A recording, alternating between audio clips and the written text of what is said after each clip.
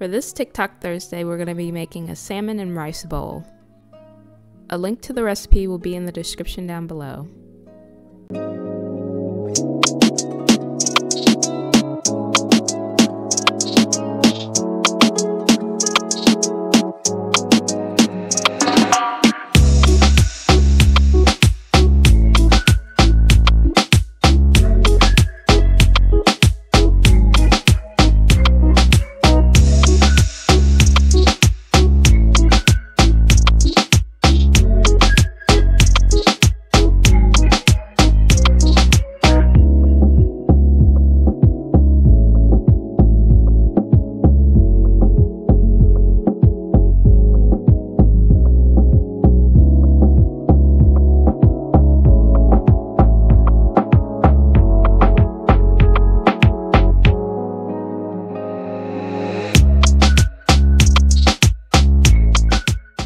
This salmon and rice bowl turned out delicious.